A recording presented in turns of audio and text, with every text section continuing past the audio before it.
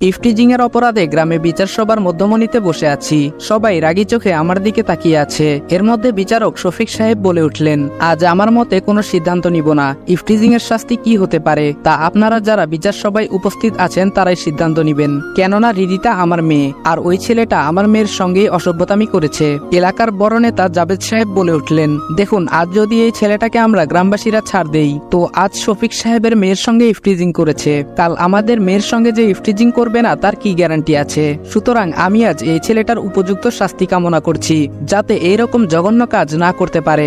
বিচার সভার সবাই তার কথার সাথে একমত হয়ে গেল। তার আগে ইফটিজিং এর বিষয়টা পরিষ্কার করে ফেলি। শুনুন তাহলে, আমি রনি হাসান, এবার ইন্টার দ্বিতীয় বর্ষে পড়ছি, এবং যে মেয়ে আমার নামে নালিশ করেছে তার নাম রিদিতা, আমার ওই ক্লাসমেট। রিদিতার সঙ্গে আমার প্রায় 2 বছরের একতরফা ভালোবাসা ছিল। আমি ভালোবাসলেও রিদিতা আমাকে ভালোবাসতো না। আপনারা হয়তো ভাবছেন রিদিতা আমাকে ভালোবাসে না দেখে তার সঙ্গে ইফটিজিং করেছি। না, আমি ইফটিজিং করিনি। সত্য কথা বলতে রিদিতা যেমন ভদ্র তেমন সুন্দরী, যার দরুন কলেজের সব ছেলেদের ক্রাশ ছিল রিদিতা। এর মধ্যে আমিও ব্যতিক্রম হতে পারিনি। সবাই রিদিতাকে পছন্দ করলেও সাহস করে রিদিতাকে ভালোবাসার কথাটি কেউ বলতে পারেনি, কেননা রিদিতার বাবা রাজনৈতিক দলে ভালো ক্ষমতা সম্পন্ন ব্যক্তি। সে চাইলে একজনকে কোনো মিথ্যা মামলায় নিমিষে জেল অবধি পৌঁছাতে পারেন, কিন্তু মানুষ হিসেবে তিনি যথেষ্ট সৎ। একদিন আমার চাচাতো বোন তানিশাকে দিয়ে প্রপোজাল দিয়েছিলাম। রিদিতা উত্তরে একটা কথাই বলেছিল, বাবা মার পছন্দের ছেলেকে সে নিজের স্বামী হিসেবে মেনে নিবে, কিন্তু এই প্রেম ভালোবাসা তার বিশ্বাস নেই। তানিশার মাধ্যমে এসব কথা জানতে পেরেছিলাম সেদিন। এরপর থেকেই রিদিতাকে নিত্য নতুন ভাবে ইমপ্রেস করার চেষ্টা করি। রিদিতাও রেসপন্স দিতে লাগলো, কিন্তু সেটা অপ্রকাশিত ভাবে, মনের কোণে জায়গা হয়েছিল। কিন্তু হঠাৎ একদিন দুর্জয় এসে বলতে লাগলো, দেখ বন্ধু, তোকে ভালোভাবে বলছি, তুই রিদিতার জীবন থেকে সরে যা, নয়তো তার ফল ভালো হবে না। এই আমি বলে দিলাম। আমি বললাম, তুই কি আমাকে থ্রেট দিচ্ছিস? দুর্জয় বলল, তুই যেটা ইচ্ছা ভাবতে পারিস। আমি বললাম, আচ্ছা ঠিক আছে, রিদিতাকে আমি ভুলতে পারবো না, আমিও দেখি তুই কি করতে পারিস। দুর্জয় বলল, ভুল করলি দোস্ত, তুই আমাকে ভালোভাবে চিনিস না, আমি কতটা ডেঞ্জারাস হতে পারি সেটা আমি নিজেও জানি না।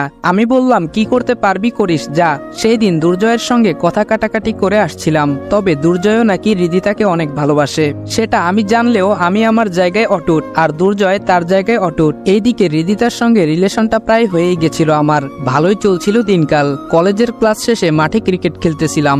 এমন সময় রিদিতা কান্না করে আমার সামনে দাঁড়িয়ে বলতে লাগলো, ছি রনি ছি, এই ছিল তোমার মনে? তোমাকে আমি ভালোবাসিনি ঠিকই, কিন্তু মানুষ হিসেবে তো ভালো ভেবেছিলাম। আজ তার এই প্রতিদান। আমার হাতে একটা চিঠি ধরিয়ে দিয়ে বলল, আর অপরদিকে রিদিতা কান্না করছে অবিরাম। সেই মুহূর্তে কেমন জানি চুপসে গিয়েছিলাম। কি হচ্ছে এসব? চিঠিতে তো আমি ভালো কিছুই লিখেছিলাম, কিন্তু রিদিতা কান্না করার মানে তো কিছু বুঝতে পারলাম না। এরপর নিজেকে সামলে নিয়ে চিঠি হাতে নিয়ে ভালোভাবে লক্ষ্য করলাম। চিঠিটা দেখতে আমার মাথায় যেন আকাশ ভেঙে পড়লো। হায় আল্লাহ, চিঠিতে এসব নোংরা কথা কেন উল্লেখ করা আছে? আমি তো এসব কথা কল্পনাও করতে পারি না, তাহলে লিখবো কিভাবে? তাছাড়া এখানে হাতের লেখার ধরন আমার হাতের লেখার ধরন হুবহু সেম, আমার হাতের লেখার মতোই। চিঠিটা পড়ে তারপর কাপা সুরে বলে উঠলাম, রিদিতা, বিশ্বাস করো, তোমার জন্য চিঠি আমি ঠিকই লিখেছিলাম, কিন্তু এসব বাজে নোংরা কথা আমি লিখিনি। হয়তো আমাকে কেউ ফাঁসাতে চাচ্ছে। এ কথা বলতেই রিদিতা সবার সামনে ঠাস করে থাপ্পড় মেরে বলতে লাগলো, আমাকে কি বোকা পেয়েছিস? তোর হাতের লেখা আমি এর আগেও পড়েছি। এই নিয়ে আমার কাছে তোর চিঠি 10 বার এসেছে। আগের চিঠিগুলো পড়ে বুঝতে পারতাম যে তুই আমাকে অনেক ভালোবাসিস, কিন্তু আজ যে চিঠি আমাকে দিয়েছিস সেটা পড়ে আমি বুঝে গিয়েছি তুই কেমন ছেলে। আমি বললাম, রিদিতা, আমি সত্যি বলছি, তোমার নামে কোনো নোংরা চিঠি লিখিনি। হয়তো কেউ আমাকে ফাঁসাতে চাচ্ছে, তুমি আমার কথাটা বিশ্বাস করো প্লিজ। রিদিতা বলল, আজই আব্বুর কাছে গিয়ে তোর নামে নালিশ করব, এবং তোর লুচ্চামিগিরি করাও বন্ধ করার ব্যবস্থা করব। রিদিতা এই বলে চলে গেল। এর মধ্যে তানিশা এসে রেগে বলল, চিঠিতে এসব নোংরা কথা কেন লিখেছিস? আমি বললাম, তানিশা, বিশ্বাস কর, আমি এসব লিখিনি। আমি ওকে আগের মতোই লাভ লেটার দিয়েছিলাম। তানিশা আমার গালে থাপ্পড় মেরে বলল, চুপ, আর একটা কথাও তুই বলবি না। তোর এই রিলেশনের জন্য কি না করেছি। আজ কেমনে পারলি রিদিতাকে বাজে প্রস্তাব দিতে? শেষে তানিশাও আমাকে অবিশ্বাস করলো। এখন সারাদিন চিৎকার করে বললেও কেউ আমার কথা শুনবে না। কি আর করার, চুপ হয়ে মাটির দিকে তাকিয়ে আছি। এর মধ্যে দুর্জয় ডেবিল মার্কা হাসি দিয়ে বলল, ছি ছি দোস্ত, তোর দ্বারা এই জঘন্য কাজ আমি মোটেও আশা করিনি। এই বলে শয়তানি একটা হাসি দিয়ে চলে গেল। এবার বুঝতে পারলাম এই সবকিছুর জন্য দুর্জয় দায়ী, কিন্তু এখন সকলকে বললেই কি আমার কথা বিশ্বাস করবে? তারা ভাববে অপরাধী অপরাধ করে সে তো নিজেকে নির্দোষ প্রমাণ করবে, এটাই স্বাভাবিক। কিন্তু আমি এখানে কোনো দোষ না করেই দোষী হয়ে গেলাম। এই ছিল কয়েক ঘন্টা অতীতের কথা, এখন বাস্তবে ফিরা যাক। তারপর বিচার সবাই কাকা কাকিমা আসলো, তারাই আমাকে লালন পালন করে বড় করেছেন। মাঝে মধ্যে আমার বাবা মার কথা জিজ্ঞেস করলে কাকিমা মন খারাপ করে বলতো, আমরা কি তোর বাবা মার মতো না? আমি বলতাম হ্যাঁ তা তো বটেই। কাকিমা বলতো তাহলে বাবা মার কথা জিজ্ঞেস করছিস কেন? তখন আমি বলতাম তারপরও আমার বাবা মার ব্যাপারে জানতে হবে। কাকিমা বলতো আমি চাই না তোর বাবা মার অতীত কাহিনী বলে তোর মনটা খারাপ করতে, এর জন্যই তো বিষয়টা গোপন রাখছি, বুঝতে পারছিস না কেন? তাছাড়া আমরাও তোকে অনেক ভালোবাসি, আমার মেয়ে তানিশার থেকেও তোকে আমরা আদর যত্ন বেশি করি, তাহলে অতীতের এসব কথা শুনে মন খারাপ করার কোনো লাভ আছে? তখন আমি বলতাম আচ্ছা ঠিক আছে, আর জিজ্ঞেস করবো না এসব কথা। কাকিমা না করার কারণে আমি আর তাকে বলতে বাধ্য করিনি, এর জন্য বিষয়টা আজও আমার অজানা। তারপর কাকা কাকিমা তারা বিচার সবাই এসে শফিক সাহেবের দিকে তাকিয়ে জিজ্ঞেস করতেই তারা চিঠিটা তাদের সামনে ধরলো। তারাও নিমিষেই চুপ হয়ে গেল, তাদের মুখের ভাষা যেন হারিয়ে ফেলেছে। শফিক সাহেব তার মেয়েকে ডাক দিয়ে বিচার সবাই উপস্থাপন করলেন এবং জিজ্ঞাসা করলেন এই ছেলেই কি তোমাকে চিঠিতে বাজে প্রস্তাব দিয়েছিল মামুনি? রিদিতা বলল জি আব্বু, এই সেই ছেলে। শফিক সাহেব বলল রহমান এবার তুমি বলো, তোমার ভাতিজাকে কি শাসন তুমিই করবা নাকি আমরাই করব? তাছাড়া গ্রামবাসীরাও দেখুক, তারাও যেন এই ইফটিজিং করা থেকে বিরত থাকে, আপনাদের যা ভালো মনে হয় তাই করুন। কাকা এই বলে চোখের পানি মুছে কাকিমাকে নিয়ে চলে আসলো, আর আমি ওখানে অসহায়ের মতো মাটির দিকে তাকিয়ে রইলাম। জাবেদ সাহেব বলে উঠল সালমান তুমি গিয়ে কাঁচা বেত ভেঙে নিয়ে আসো যাও। কথাটা শোনা মাত্রই চুপসে গেলাম। তারপর এলাকার বড় নেতা তার গায়ের সম্পূর্ণ শক্তি দিয়ে 10টা বেতের আঘাত করলো, আর এইদিকে বেতের আঘাতটা সহ্য করতে না পেরে একটু সরে দাঁড়াতেই চোখের কোণের দিকে সজোরে আঘাতটা লাগে, যার দরুন চোখের কোণ থেকে রক্ত বের হতে লাগলো। আমার এমন অবস্থা দেখে শফিক সাহেব বলল জাবেদ ভাই থাক, ছোট মানুষ, এবার ওর ভুল বুঝতে পারবে। জাবেদ সাহেব বলল এই ছেলে যা রিদিতার কাছে গিয়ে সরি বলবি এবং সেই সঙ্গে এটাও বলবি তার আশেপাশে আর ঘুরঘুর করবি না। তারপর আমি রিদিতার সামনে গিয়ে বললাম রিদিতা আমার ভুল হয়েছে, আর কোনোদিন তোমাকে বিরক্ত করব না। কান্না করতে করতেই কথাগুলো বললাম। মারের আঘাতে যতটুকু কষ্ট পেয়েছি তার থেকে মান সম্মান ধুলোয় মিশিয়ে গেল, সেটা ভেবেই চোখ থেকে অজরে পানি পড়ছে। আমার এমন করুণ অবস্থা দেখে রিদিতা মাথা নিচু করে ফেললো। সে হয়তো চাইছিল আমাকে শাস্তি দিতে, কিন্তু এভাবে যে সব হয়ে যাবে সেটা রিদিতা কল্পনাও করেনি। বিচার শেষ হয়ে গেল এবং রিদিতার বাবা শফিক সাহেব এসে আমাকে বলল এই ছেলে তুমি এটা ভেবে নিও না যে আমার মেয়ে বলে ইফটিজিং এর অপরাধে একটু বেশি শাস্তি দিলাম, আমার মেয়ের জায়গায় অন্য কেউ থাকলেও আমি সেটাই করতাম। আমি বললাম আপনাদের বিচারে যা শাস্তি আসছে দিয়েছেন, তো এখন আর এসব মানবতার কথা আপনাকে বলতে হবে না। অনেকটা রেগে শফিক সাহেবের মুখের উপর বলে আসছিলাম, উপর দিয়ে রিদিতা শুধু নীরব দর্শকের মতো দেখে যাচ্ছিল। এখন আর রিদিতার প্রতি ভালোবাসার বিন্দু পরিমাণ অনুভূতি নেই, যা আছে সব ঘৃণায় পরিণত হয়েছে। কিন্তু আজ একটা বিষয় কোনোভাবেই মেনে নিতে পারছি না, দোষ করলো দুর্জয় আর সেটার শাস্তি পেলাম আমি। এখন এসব ভেবেই বা কি হবে? দুর্জয় তো রিদিতাকে পাবার জন্য একটা গেম খেলেছে, আমি চাইলে দুর্জয়কে সবার সামনে তার ডেভিল চেহারাটা দেখাতে পারবো না। ভাগ্যকে মেনে নিয়ে বাড়ির গেটে ঢুকতেই আমার রুম থেকে ভাঙচুর করার শব্দ পেলাম।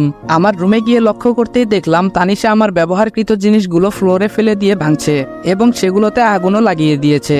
তানিশাকে আমি জিজ্ঞেস করেই ফেললাম আমার এইসব ব্যবহৃত জিনিসগুলো ভেঙে আগুন দিয়ে পুড়িয়ে ফেলছিস কেন? তানিশা বলল কেন আগুন দিয়ে পুড়তেছি বুঝতে পারছিস না? আমি নিশ্চুপ। তানিশা বলল তোর জন্য বাবা আজ কতটা অপমানিত হতে হলো সেটা কি একটুও বুঝতে পারছিস? আমি তানিশা বলতেই তানিশা আমার কথা থামিয়ে বলল হইছে, আর বলতে হবে না, আমাদের একটা সম্মান আছে যেটা তুই নিমিষে শেষ করে ফেলেছিস। তাছাড়া আমি কেমনে রিদিতার সামনে গিয়ে দাঁড়াবো সেটাও ভাবতে পারছি না, এসব তোর জন্য হয়েছে। আমি বললাম শুধু তোর বান্ধবীর দিকটাই দেখলি, আমাকে যে সবার সামনে হেনস্থা করলো সেটা দেখলি না? তানিশা বলল তোকে যে মারটা দেওয়া হয়েছে সেটা অনেক কম হয়েছে, বিচারকের জায়গায় আমি থাকলে তোকে পিটিয়ে শেষ করে ফেলতাম। এখন প্লিজ তুই আমাদের বাড়ি থেকে বেরিয়ে যা, তোর জন্য আমরা আর অসম্মানী হতে পারবো না। আমি বললাম কি বলছিস এসব, তোরা ছাড়া আমার আপন কে আছে? তানিশা বলল তুই এতিম অসহায় বলে আমার বাবা মা তোকে সেই ছোটবেলায় রাস্তা থেকে তুলে এনে পালন করেছে, এখন তো তুই আর ছোট না, যেদিকে খুশি সেদিকে চলে যা। তানিশার কথা শুনে নিমিষেই চোখের কোণে জল জমে গেল, তার মানে কাকা আমার রক্তের কেউ না। এসব ভাবতেই কাকা আমার রুমে এসে বলতে লাগলো তানিশা মা এবার ওকে এই বাসা থেকে বের হয়ে যেতে বল। কাকার কথা শুনে নিমিষেই মাথাটা কেমন যেন চক্কর দিয়ে উঠলো। তারপর নিজেকে সামলে নিয়ে বললাম কাকা আজ একটা সত্য কথা বলবা? কাকা নিশ্চুপ। আমি বললাম আমি কি সত্যিই এতিম? তোমরা আমার আপন কেউ না? শুনলাম আমাকে নাকি রাস্তা থেকে এনে তোমাদের বাসায় আশ্রয় দিয়েছো, সেটা কি সত্যি? কাকা বলল হ্যাঁ তানিশা যেটা বলেছে সেটা সত্যি। আমি বললাম ও তার মানে আমি তোমাদের রক্তের কেউ না? কাকা বলল না।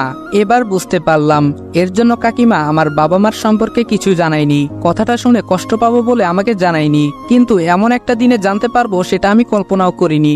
এসব আনমনে ভেবে যাচ্ছি, এর মধ্যে তানিশা বলে উঠল এখন বল কবে আমাদের বাড়ি থেকে বের হয়ে যাবি? সবই তো শুনলি।